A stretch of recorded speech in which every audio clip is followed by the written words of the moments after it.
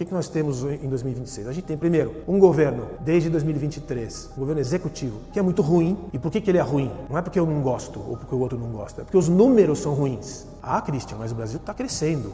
Os números do crescimento são medíocres, não que os outros governos não tenham sido, mas de 2023 para cá os números do crescimento são medíocres. E são inflados com dívida de Estado, ou seja, o puxador de ferro está bombando com vitamina em cima de dívida. E essa dívida um dia vai chegar, já está prestes a chegar, unânime a percepção de qualquer pessoa que entende um pouco de política econômica e de macroeconomia, que nós estamos diante de uma bomba fiscal, nós estamos diante de um quadro de dominância fiscal, com um juro de 15%, que é inviável para produção, para investimento, para crescimento, etc. E você, por mais que aumente imposto, e não dá mais para a sociedade aturar aumento de imposto, você continua tendo juro alto, então é dominância fiscal. E o que o governo está fazendo é esperar chegar outubro. E que, independente do que vai acontecer, em janeiro de 27 a gente tem um problemão para resolver, no colo de quem assumir, seja o PT, na figura do presidente Lula, ou de quem assumir, e os remédios que serão dados serão diferentes.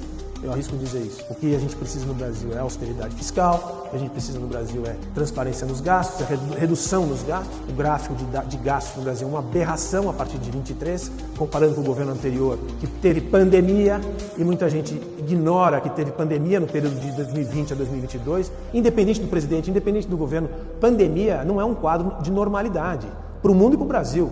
E nós entregamos como economia e como sociedade um quadro bem melhor em dezembro de 22 do que nós vamos entregar no final desse ano, sem pandemia. Então não vem comparar esse governo com o governo anterior do ponto de vista dos números. Então nós temos um problema fiscal profundo aí.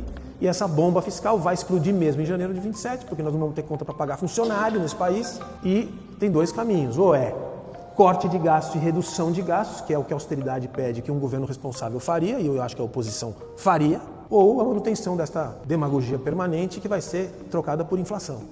A gente corre o risco de 2027 começar a correr um ambiente que chegaria no extremo ao que a gente viveu em 92. Tem muita gente jovem aqui que não sabe o que foi a hiperinflação, não sabe o que é a inflação de 100% ao mês, mas a gente, os velhos, sabe já. E Deus me livre de viver isso, inclusive para a indústria, inclusive para a produção avícola, que é uma indústria viva.